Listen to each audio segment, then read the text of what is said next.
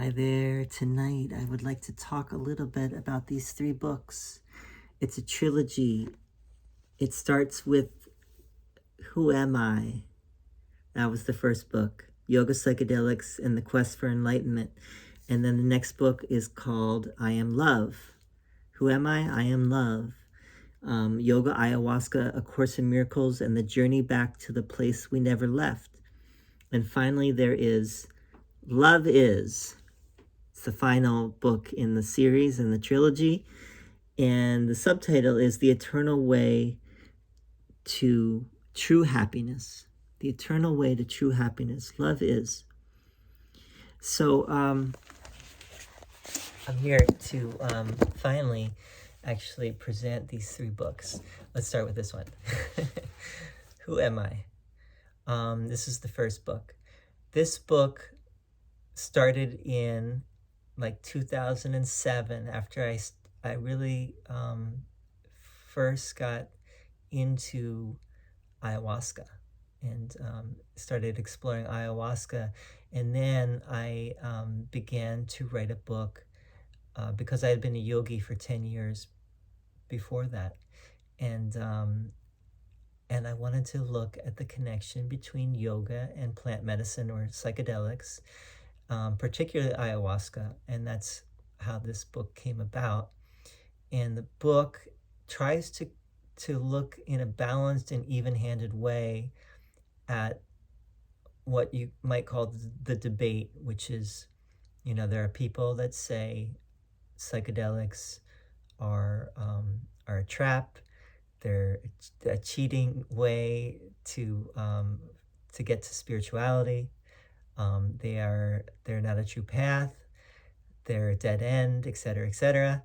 And then there are those who say they are can give you a glimpse of things that you would probably never ever know unless you tried, unless you ingested or whatever it was. And I mean that's kind of the different poles of the debate, but there's a lot of room in between. And what I really try to do is also to look at the issue of, can yoga be helpful in the psychedelic experience? And I tentatively answered yes. And it might be actually very valuable to combine yoga practice, not necessarily asanas, but that's part of it, or yoga philosophy, theory, and practice with the psychedelic experience. Just being able to meditate and sit still actually is a huge thing. Anyone that's done a psychedelic knows that how important breathing is, how much of an ally the breath is in the psychedelic experience. And that's something you can really learn through yoga practice. So this book was the first foray into that whole discussion. I think in some ways this is the best book in terms of being the most well researched and you could say pseudo academic book. It also tells my own story. I actually go into my own journey, not for its own sake, but to help to understand where this is all coming from. And hopefully, some people didn't like that I put that in there, but I think it's kind of cool myself, and I'm sticking to it. So that was the first book, Who Am I? And it really was my own deep questioning, my own really deep wanting to know. And then in this book, I actually got into A Course in Miracles, which I found to be very, very helpful in terms of the ayahuasca experience. So the second book, I Am Love, it's actually starts with A Course in Miracles, and it gives like a little introduction to A Course in Miracles. And it also brings up the question of, there are people, there's the debate about everything, right? In the world of A Course in Miracles, there are many debates happening. There are people that say that the Course, Jesus is not condoning the use of plant medicine or psychedelics. He definitely doesn't mention it for one thing, but psychedelics are like magic. They're magical ways of getting to what the Course is pointing at. Whereas I don't agree with that. I think that that psychedelics, plant medicine, especially ayahuasca, can be very, very helpful in understanding the deeper dimensions of our psyches. And that's really what the book goes into. So it starts with A Course in Miracles. It starts with a whole discussion and kind of an introduction to A Course in Miracles. The second part of it deals with ayahuasca, and I actually give some of my own journey reports, my own reportings from the field, ayahuasca sessions, and what happened during the ayahuasca sessions, how ayahuasca. I also look actually at this thing called the Ayahuasca Manifesto and compare it to A Course in Miracles. I won't go into that right now, but goes kind of deep into ayahuasca and asks some very pertinent questions.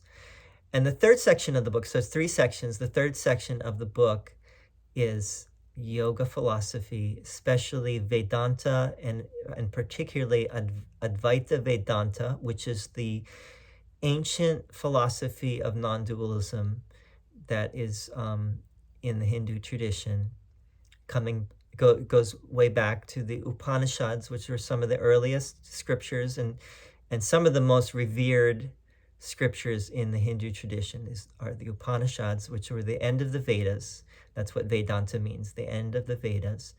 And so this book looks at Advaita Vedanta in light of ayahuasca and A Course in Miracles, and it looks at the whole issue of oneness with God or oneness with love, and is it truly possible, and can ayahuasca bring you to that experience? Many people will say that it has, and they swear by it. Something that just happened recently is Aaron Rodgers, quarterback, talked on a podcast about how he used ayahuasca, and it taught him the meaning of unconditional love, and he said it helped him to play his best season after using it. So yoga, ayahuasca, and A Course in Miracles is what this book is all about. It really just brings it to light, but it doesn't also leaves a lot of things hanging. No book can really cover everything, but I Am Love. Okay, that's the second book in the trilogy. And the third book is, when I did this book, I felt this book was the best one. The third time is the charm. Third book is the charm. This book is definitely very dear to my heart because it is really my and my wife's creation. I wrote the words and she did all the artwork and inspired it through our divine union and partnership. And our son Sonny is in here as well. He's 4 now. He was 2 when I did the book, and there's some really cute pictures. There's a lot of really cute pictures in here, including Beata's original artwork. This one also you can get in color so that you can really enjoy the pictures. And this book is a very interesting book. You can see it's a big one. It's a big book. It's maybe the biggest of all, but this is more poetic. In some ways, it's simpler to read because each page is a different idea and thought. It's kind of like a book of poetry, but it's not. It's more prose poetry, and it really is a long meditation on love and what is love, and we all, and the basic idea is we all know what love is. Um, some some people don't like the word God. Some people don't like the word, you know, name another name for God. Some people bristle at the name Jesus. They don't like to hear about Jesus or Christ.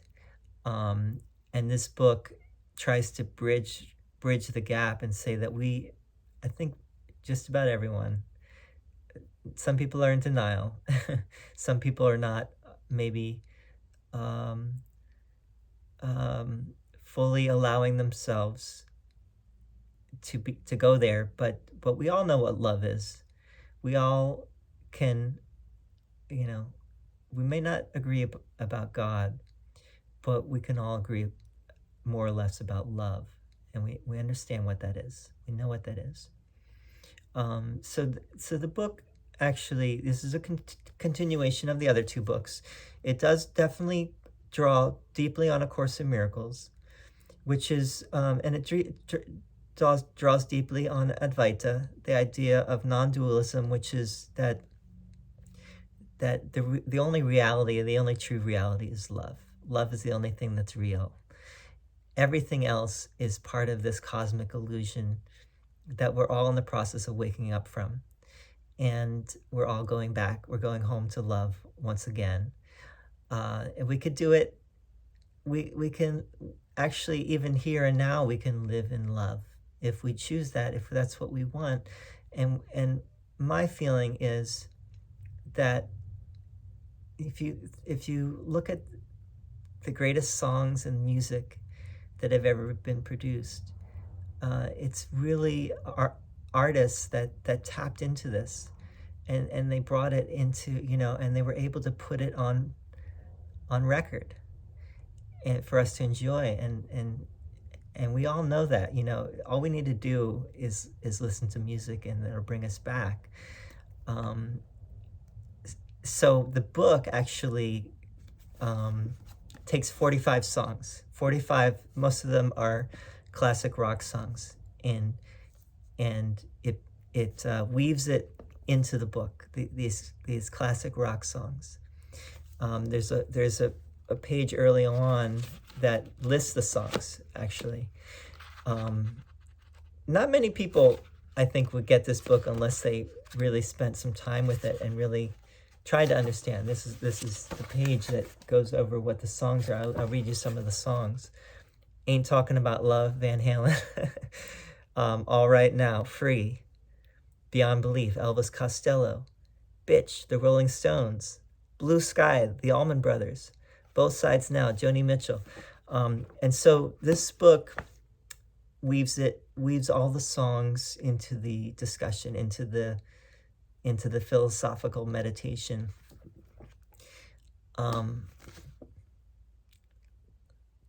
I fully stand behind it. All these books I'm very proud of. I'm very proud that I was able to do them all. They all took quite a bit of work, and I have been a bit remiss in not putting them out there more. So I want to do that. And the other thing I want to mention about these books, you might have noticed the covers. It's 3 brilliant pieces of art by Alexander Ward, one of the greatest visionary artists ever, definitely on the planet right now. And you can see how amazing this artwork is. Also took him hours upon hours upon hours. The guy is totally brilliant.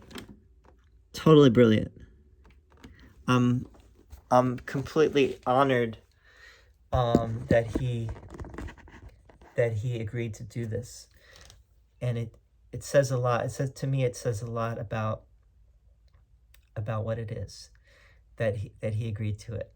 And someday I think these books will have their rightful due.